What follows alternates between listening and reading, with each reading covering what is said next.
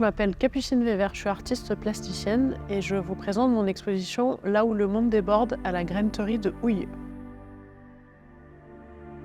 C'est la commissaire d'exposition Julie Sicomaillet qui m'a accompagnée pour penser cette exposition, qui est assez importante et marque un peu un tournant dans ma carrière puisqu'il s'agit pour moi pour la première fois de mettre en regard 12 années de travail au sein de cette exposition qui s'appelle « Là où le monde déborde ». Là où le monde déborde, c'est un peu tout ce qu'on fait en tant qu'humain pour toujours aller au-delà.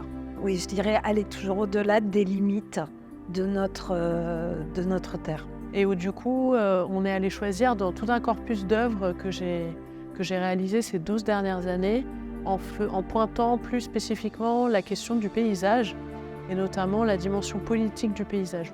Je suis artiste plasticienne, mais j'ai vraiment ce côté très pluridisciplinaire. Donc dans l'exposition, vous allez avoir à la fois du film, à la fois des créations sonores, à la fois des sculptures, des photographies, des dessins, des cyanotypes, des gravures.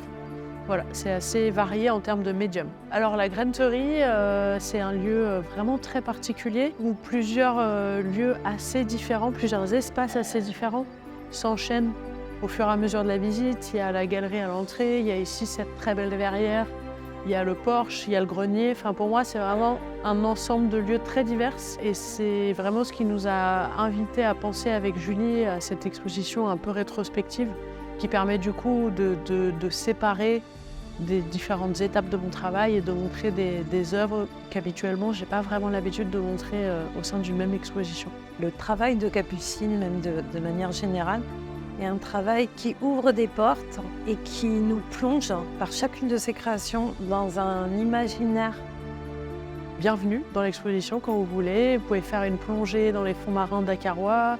Vous pouvez écouter l'histoire en bord de Garonne, venir aussi sur Ouessant. Enfin, vous allez voir que l'exposition peut vous projeter dans plein de lieux différents.